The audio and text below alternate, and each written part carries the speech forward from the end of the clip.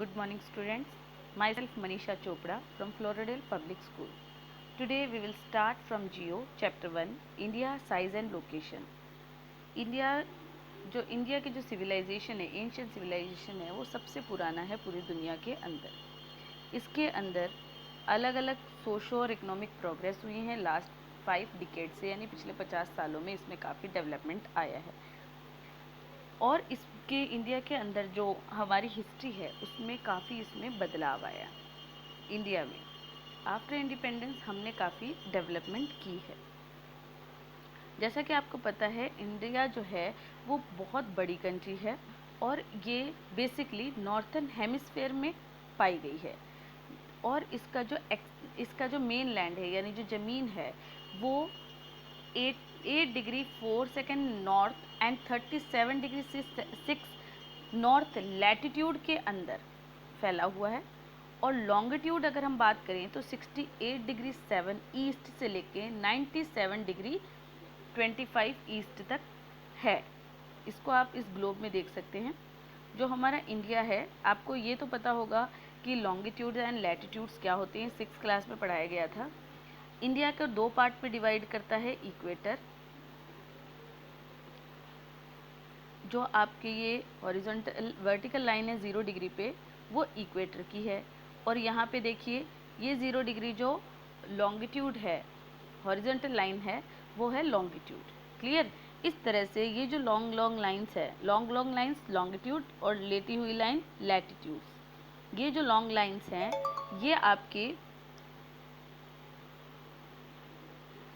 ये आता है, मतलब टोटल जो है ये 180 डिग्री नॉर्थ ईस्ट साइड और 180 डिग्री वेस्ट साइड है, यानी टोटल हो गया 360 डिग्री।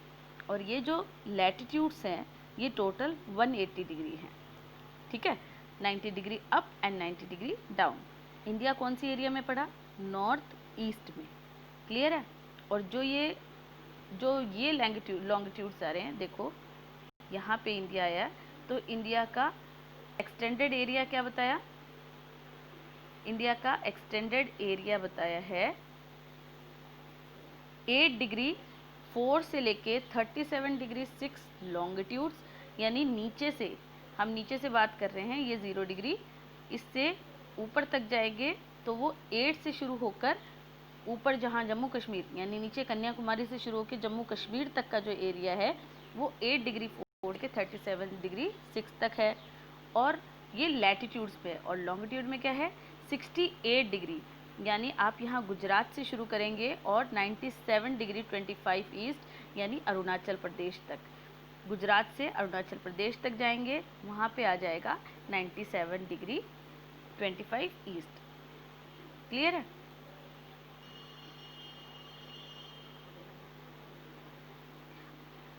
अब जो ये ट्रॉपिक ऑफ कैंसर, देखो अर्थ को जो 2 पार्ट में डिवाइड करता है वो है इक्वेटर, और जो इंडिया को 2 पार्ट में डिवाइड करता है वो है ट्रॉपिक ऑफ कैंसर। वो कितने डिग्री सेल्सियस, कितने डिग्री पर है? 23 डिग्री 30 नॉर्थ में, जो इंडिया को 2 इक्वल पार्ट में डिवाइड करता है, south east and south west of the mainland. और साउथ ईस्ट और साउथ वेस्ट, इसके अलावा जो इंडिया के साइड का एरिया है वहाँ पे Andaman and Nicobar island, Lakshadweep island, bay of Bengal में पाए गए, बे ऑफ बंगाल और अरेबियन सी में मिलेंगे। देखो यहाँ पे आप देख सकते हैं, इंडिया के जब हम मैप पढ़ेंगे ना तब उसमें आपको दिख जाएगा। इंडिया के बे ऑफ बंगाल में आपको अंडमान आइलैंड मिलेगा, अंडमान एंड निकोबार, और अरेबियन सी की तरफ लक्षद्वीप आइलैंड मिलेगा। Now we will talk about India size. India का साइज कितना है? इंडिया का जो ज़मीन का टुकड़ा है वो करीब 3.28 मिलियन स्क्वायर किलोमीटर का है, और इसका टोटल एरिया 2.4% है। मतलब टोटल जोग्राफिकल एरिया जो पूरे वर्ल्ड का है उसका 2.4% जो है वो इंडिया में पाया गया है। इंडिया पूरी दुनिया के 7th लार्जेस्ट कंट्री में से एक है। इसकी बाउंड्री जो है, मतलब इसके चारों ओर जो इसके लास्ट एरिया जो है, बाउंड्री है, वो 15,200 किलोमीटर की है। और इसकी कोस्टल मेन लाइन से मिलाए तो मतलब सिर्फ कोस्टल मेनलैंड, इसके अलावा जो कोस्टल एरियाज जो है अंडमान निकोबार लक्षद्वीप आइलैंड जो हैं वो 7516.6 किलोमीटर के एरिया पर को कवर करता है। इंडिया के ऊपर की तरफ अगर हम बात करें, वहाँ पर यंग फोल्ड माउंटेन है, नॉर्थ साइड में जम्मू कश्मीर की बात है, और जो north and north east area में है। साउथ के अंदर 22 डिग्री नॉर्थ लैटिट्यूड है, जो it begins to taper and extend towards the Indian ocean, और वो इंडियन ओशन की तरफ एक्सटेंड होता चला जाएगा। और क्या करेगा, समुद्र को दो हिस्सों में बांटता है। ये जो हमारा इंडियन ओशन है वो अरेबियन सी और वेस्ट बंगाल, ये दो पार्ट इंडियन ओशन के ही दो पार्ट है, Arabian sea and west Bengal. Clear? इस वर्ड को अंडरलाइन कर लेना। जो भी यहाँ बेसिक पॉइंट्स आ रहे हैं उनको अंडरलाइन करते जाना, इनसाइड क्वेश्चन इसमें से ही आएंगे। And note that the latitude and longitude extend on the mainland about 30 degrees. Despite this fact, the east-west extent appears to be smaller than the north-south extent. East-west north-south से काफ़ी छोटा लगता है। Clear है? ऊपर मतलब बीच का जो हिस्सा है इंडिया का वो काफ़ी ब्रॉड है, और अपर पार्ट और लोअर पार्ट यानी नॉर्थ एंड साउथ पार्ट वो काफ़ी नैरो है। गुजरात से अरुणाचल प्रदेश में जो है वो टाइम के अंदर 2 घंटे का डिफरेंस आता है। ये भी आपको 6th क्लास में पढ़ाया गया था कि 2 घंटे का डिफरेंस कैसे आता है। 0 डिग्री से हम लैटिट्यूड से शुरुआत करते हैं, लॉन्गिट्यूड से, तो 0 डिग्री में हम 1 मिनट मानते हैं या 0 मिनट मानते हैं, या ये कह सकते हैं टाइम स्टार्ट होता है। तो हर एक लॉन्गिट्यूड के बीच में 4 मिनट का डिफरेंस आता है। और आपने अभी पढ़ा था कि इंडिया के जो टोटल डिफरेंसेस है, एक्चुअली टोटल डिफरेंट साइज़ जो है इंडिया का वो 30 डिग्री के करीब आता है। तो अरुणाचल प्रदेश एक कोने में और गुजरात एक कोने में, तो अरुणाचल प्रदेश से गुजरात पहुंचते पहुंचते वो जो 4 मिनट आप 4 × 30 करेंगे तो 120 आ जाएगा। 120 का मतलब 1 घंटा 2 घंटे होते हैं पूरे, तो 2 आवर का डिफरेंस आ गया। लेकिन हम लोगों ने एक ही जो हमारा जो स्टैंडर्ड मेरिडियन टाइम है जिसको लिखा है, देखो इसे भी अंडरलाइन करना, the standard meridian of India is 82 degree 30 east passing through Mizoram in Uttar Pradesh is taken as the standard time for the whole country. अब पूरे देश में एक ही टाइम बताना चाहिए क्योंकि एक देश है, तो इसलिए हमने इसको स्टैंडर्ड टाइम के रूप में लिया है।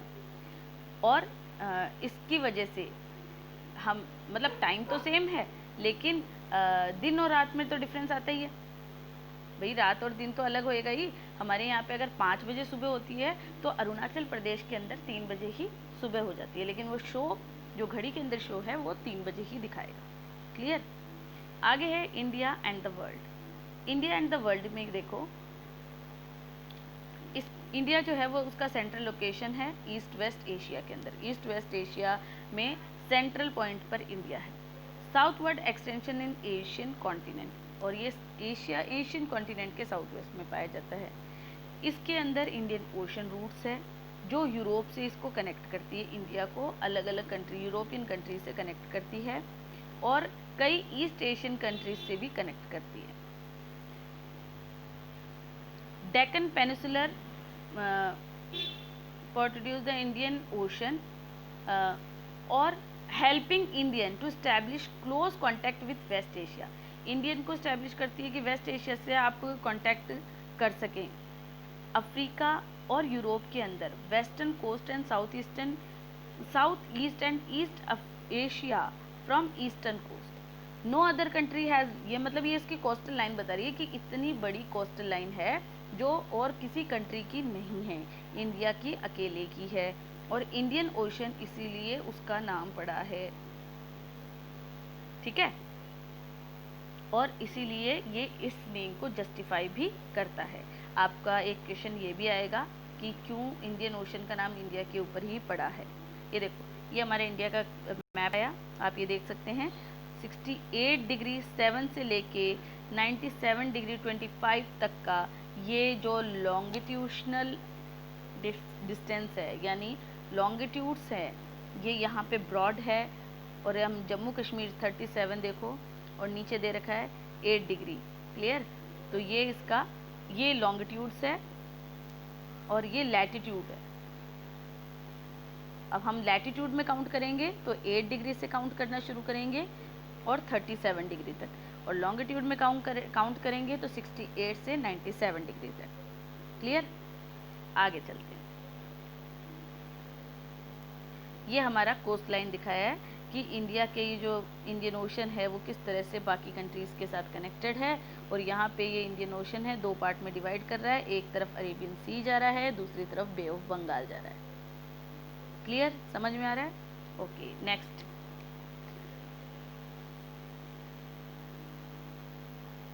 देखो, इंडिया का रिलेशन दूसरे देशों के साथ दिन ब दिन चेंज होता रहा है। इनके मतलब शुरुआत से ही हमारा कांटेक्ट दूसरे देशों के साथ हमेशा से रहा है।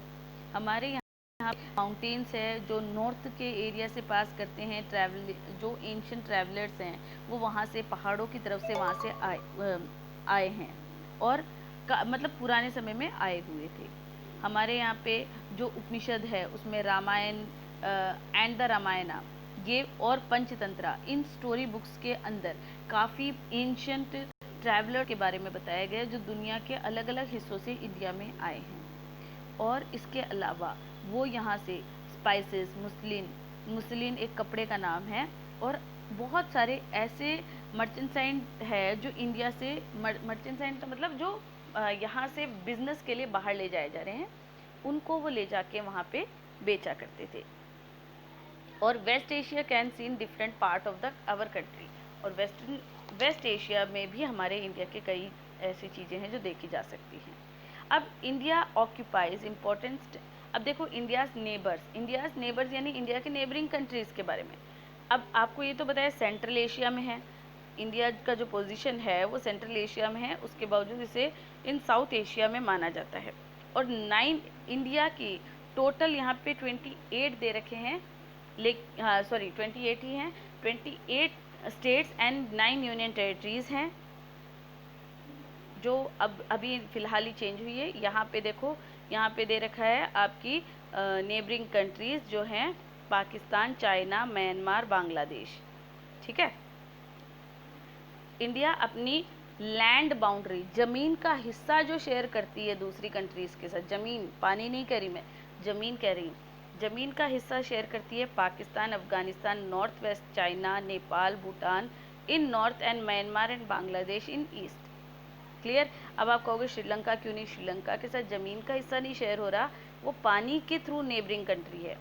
Our southern neighbors across the sea consist of 2 island countries mainly। South side में 2 आइलैंड कंट्री है और उनका नाम क्या है आपको पता ही है, श्रीलंका एंड मालदीव्स। ये हमें सेपरेट करते हैं एक नैरो चैनल के द्वारा। मतलब ये देखो, श्रीलंका एक नैरो चैनल से अलग हो रहा है, मालदीव्स भी ऐसे ही अलग हो रहा है, और जिस नैरो चैनल को कहा जाता है Palk strait and the Gulf of Mannar. Palk strait underline इन्हें भी करना, पल्क स्टेट और Gulf of Mannar. While Maldives island are situated in south of Lakshadweep island. South of, ये देखो लक्षद्वीप के साउथ में ही है, दिख रहा है? Okay. India has had strong geographical and historical link with her neighbours. अपने जो पड़ोसी देश हैं इंडिया का हमेशा से उनके साथ एक अच्छा रिलेशन रहा है। और इसके साथ आपका ये चैप्टर कंप्लीट होता है। I hope you understand. I will send worksheet of this chapter also.